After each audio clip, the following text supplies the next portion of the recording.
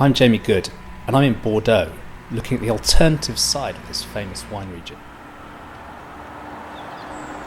We're at Château Palmer in Margaux, famous chateau, one of the first of the top properties here to embrace biodynamics, in a region not well known for farming organically. I don't really see another way.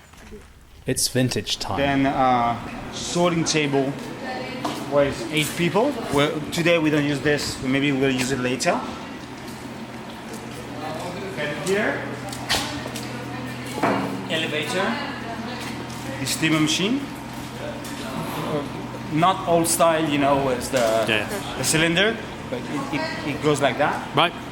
And then we have in here those rolls that are another sorting process. So all the small berries that we don't want to keep will go through, and then the good one later. So we just keep the good one, and then the stem are rejected. We don't use stem in our winemaking. Then another shaking table, and then the optical sorter. Not very romantic, but quite efficient. And then at the end of the sorting table, we will fill those small containers with 500 kilos of crushed berries, and they will be elevated at the second floor and then empty on the top. Oh, come on, let's go inside.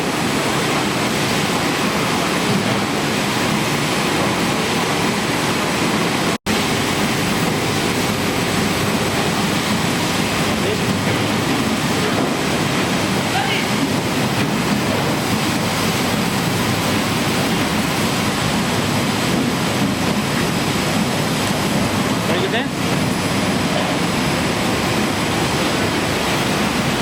Somebody down?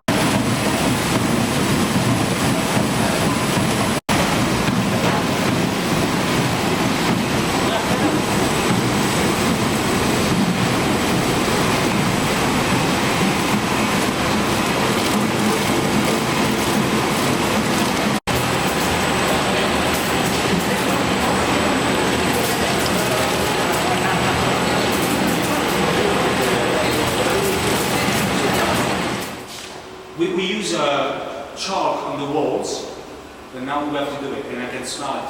There's some place. This is it.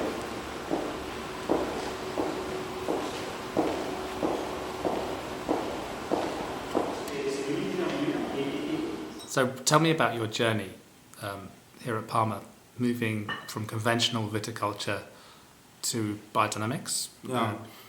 It was just, the beginning was to be a little bit less stupid. We had no idea what biodynamic was all about, and we thought that the best way to understand a little bit better was to experiment.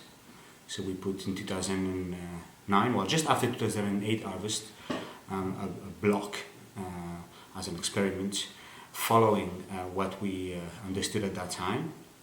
And slowly but surely, we saw that it was doable. We saw that the wines were not worse than the other ones, so we thought, why not? And then we extended it to 2 hectares and then 3 hectares, etc. Until 2011, where we saw that it was a very good move to avoid chemicals, a very good move to leave this place differently. What I mean by that is that instead to be human in a factory, we became part of the place, part of a living organism. It's a very, very different approach to try to produce fruit and wine. And then we had to convince the owners that it was a very interesting way to follow. They said it was, and after the 2013 harvest, October, we moved entirely to biodynamic farming. There's this idea that biodynamic is another step after organic farming, and I think it's not. It's just a different way to see agriculture. In both biodynamic and organic farming, there are no chemicals, just natural product, and that's good.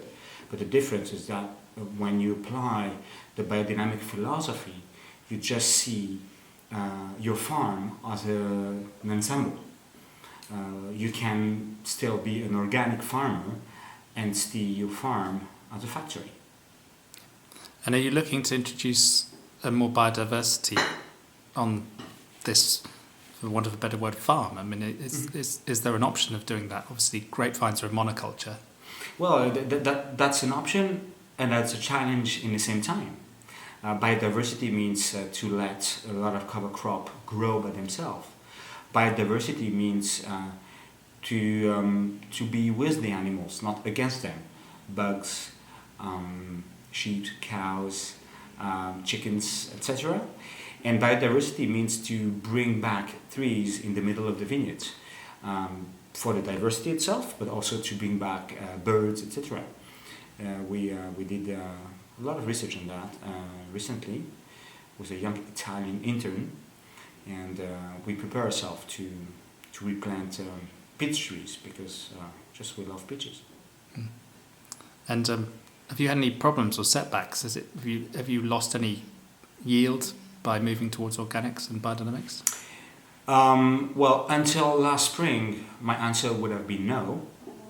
But I must say that this year, 2016, it was a very difficult season. We had very challenging weather, beginning of June in particular, with rain almost every day. And we lost part of our crop because of the mildew pressure. It's hard, but that's part of our learning process. And we didn't give up. We kept straight, and we still have a lot of hope in this beautiful journey. So, Thank you.